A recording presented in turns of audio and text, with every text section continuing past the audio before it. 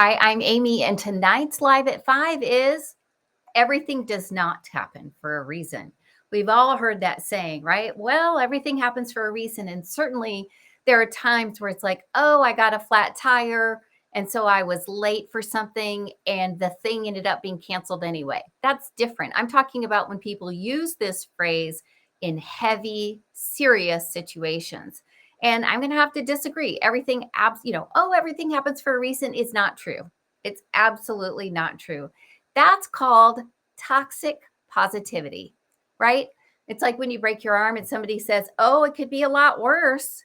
Well, let's focus on the fact that you broke your arm, get you some medical care, and see if we can't help you feel better, right?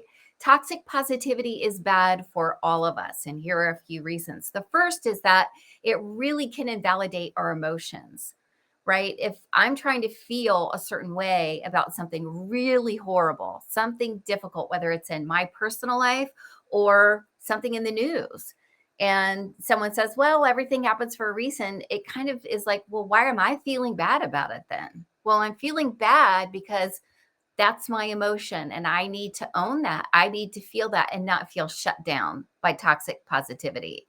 The second reason is it disconnects us from what might be happening, whether it's good or bad. When you start to deny emotions and you're always positive, it can actually minimize the good as well as kind of dismiss the bad, right? Somebody dying of cancer is not everything happens for a reason. Cancer sucks, period, full stop, end of sentence. Don't let anybody say anything like that to you. There's so many things that I know you've experienced, that I've experienced, where someone will use that phrase and it's just all we can do to say, shut up. That's a bad word in our house. The S word, shut up, is a bad word in our house, but shut up because everything does not happen for a reason, right? Things that are awful in this world do not happen for a reason. They happen and we need to address them and we need to deal with them and stop minimizing them and diffusing them with weird toxic positivity. The last reason is it can shift responsibility. Like if everything happens for a reason and really bad stuff is happening to me, does that mean I'm a bad person? If really bad things are happening in a certain part of the world, does that mean they're really bad people? Absolutely not. How do we know this is true? Because suffering is not assigned by worth. Some of the most incredible people I know have experienced the most difficult lives. And I've seen this firsthand, particularly in my role in the nonprofit world as a fundraiser. People will look at people of great wealth and think, oh, wow, they're so lucky.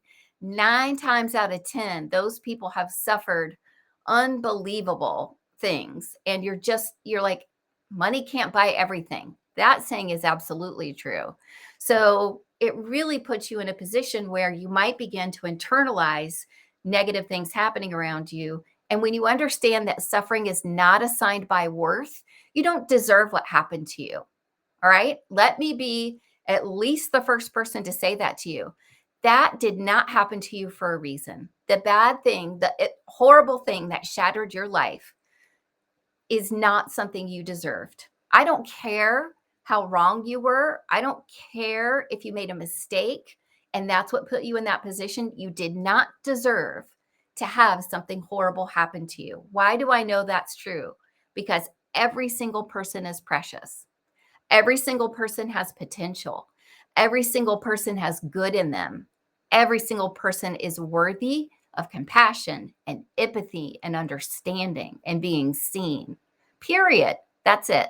So everything does not happen for a reason. And saying that really isn't great. Saying it when intense tragedy happens isn't helpful. So together, we're going to stop saying that. It's a euphemism. We thought it was something that was good to say, and we're not. Part of being resilient, truly resilient, is feeling tough emotions, right? Resilience isn't something that you're just born with. You can develop it. That's what I teach. I have been through quite a bit in my life, just as I know you have. And what I've learned through that is how to be more resilient. I've had to study it.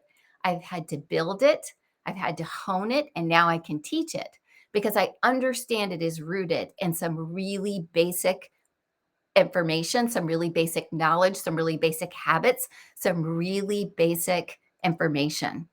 It's not complicated, but it is hard. Does that make sense?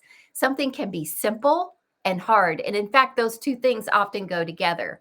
Sometimes the most simple thing is really challenging. Einstein said, if you need 10 words to describe something, try 5. It's much more difficult, right? You want to keep things as simple and clear as possible. So, clear and easy.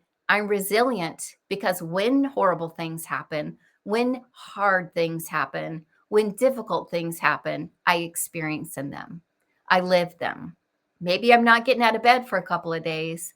Maybe I've got some real issues that I have to talk with my BetterHelp therapist, but I deal with them and I work on them all the time. I don't say, oh, well, I guess that happened for a reason. So don't let anybody make you feel less than or that your challenge or issue is not a big deal by minimizing it or by making you feel responsible for it because it didn't happen for a reason. It was awful. You didn't deserve it. And we're all going to come together to stop saying silly stuff like that, aren't we? I can't wait to see you back here tomorrow, live around 5. We're going to continue our conversation on resilience.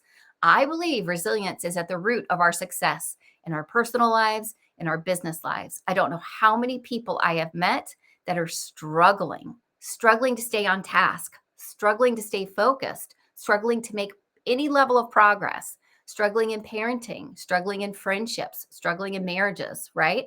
Resilience can be the foundation for the success that you're seeking.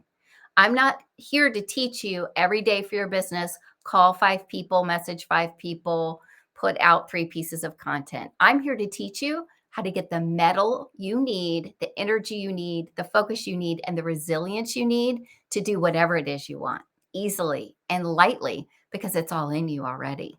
You've already done it. You're already resilient. That's my secret sauce. And you've got it. It's all in you. So can't wait to see you back here tomorrow live around 5, where we're going to continue the conversation on what helps make us resilient. Take care, everybody. Have an amazing